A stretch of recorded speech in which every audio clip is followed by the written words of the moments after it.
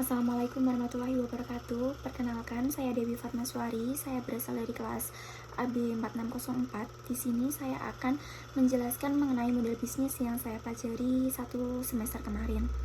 Yang pertama ada TAOS analisis. Analisis TAOS matrix merupakan singkatan dari beberapa kata, yaitu threats atau ancaman, opportunities atau peluang, weakness atau kelemahan, dan strengths atau kekuatan. Sekilas singkatan ini hampir sama dengan yang dimiliki oleh SWOT analisis. Perbedaan terletak dari fokusnya. TAOS matrix mengharuskan para pelaku bisnis untuk mempelajari dan melakukan investigasi faktor eksternal. TAOS matrix lebih berfokus ke faktor di luar perusahaan karena TAOS ini untuk mempelajari dan melakukan investigasi di faktor eksternal. TAOS matrix lebih berfokus ke perubahan yang cukup cepat dan dinamis. Hal ini membuat para pelaku bisnis harus memiliki pemikiran yang kritis terhadap kejadian yang ada di sekitar mereka. Tidak hanya itu, persaingan yang cukup ketat di luar perusahaan juga membuat TAOS matrix ini sangat penting untuk dilakukan. Setelah semua faktor eksternal juga diidentifikasi, barulah menganalisis faktor internal di perusahaan. Selanjutnya ada Empathy Map Canvas. Empathy Map diciptakan oleh Dave Gray, seorang entrepreneur yang bekerja sama dengan Alex Osterwalder, desainer bisnis model Canvas. Tool ini dibuat untuk dapat membantu bisnis dalam meningkatkan pengalaman pelanggan, membantu organisasi hingga merancang lingkungan kerja yang lebih baik. Empathy Map ini bisa digunakan untuk membantu dalam diskusi mengenai kebutuhan, dan penggunaan tool ini membuat kita tuh fokus sama apa yang kita amati dan kita menyimpulkannya apa gitu. Jadi hasil diskusi berdasarkan keyakinan dan emosi dari setiap pengguna yang berbeda. Oleh karena itu, Empathy Map disebut sebagian dari human centered design. Hasil yang kita dapatkan mungkin kita miliki pemahaman yang lebih baik tentang produk dan pelanggan. Bagaimana sih cara membuat atau mengembangkan empathy map itu? Yang pertama ada who are we empathizing with. Jadi kita jelasin dulu kondisi dan perannya pelanggan tuh kayak gimana, baru kita tulis. Yang kedua ada what do they need do, yaitu kita itu harus menetapkan konteks aktivitasnya terlebih dahulu. Apa yang diinginkan oleh pelanggan, apa yang disasarankan oleh pelanggan harus kita tulis. Lalu yang ketiga ada what do they see, apa yang pelanggan lihat mengenai persepsi di desain produk kita, tampilan, dan bagaimana sih cara kita bekerja itu harus kita tulis.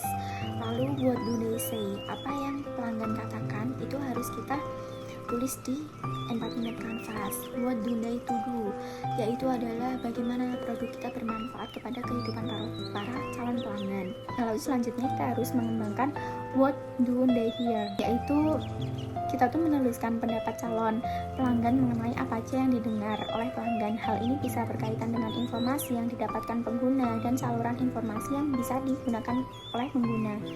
Lalu selanjutnya ada what do you think and feel, jadi apa yang dipikirkan dan dirasakan oleh pelanggan harus kita tulis. Selanjutnya ada value proposition canvas, bisnis model tool yang dapat membantu sebuah perusahaan organisasi untuk mengenal lebih dalam tentang produk atau jasa yang akan dibuat atau dikembangkan, kemudian menghubungkannya dengan keinginan pasar sehingga dapat tercipta value untuk memenuhi kebutuhan dan keinginan konsumen.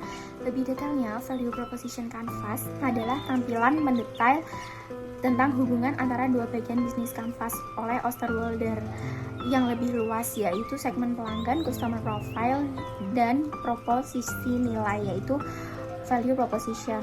Tiap produk harus tervalidasi dan difokuskan untuk memenuhi permintaan konsumen. Demi tujuan tersebut, setiap bisnis memanfaatkan value proposition canvas dan hal penting yang diinginkan konsumen bisa dipetakan. Apa saja sih yang kita tulis dan bagaimana sih cara membuat value proposition canvas? Yang pertama itu harus membuat lingkaran atau customer segment profile. Isinya ada customer job, customer pain, dan customer gains. Lalu selanjutnya kita membuat kotak atau yang disebut value proposition map. Isinya itu ada pain relievers, product service, gain creators, and pains creators. Selanjutnya, di sini ada bisnis model kanvas, yaitu merupakan sebuah tools dalam strategi manajemen untuk menerjemahkan konsep, konsumen, infrastruktur, maupun keuangan perusahaan dalam bentuk elemen-elemen visual.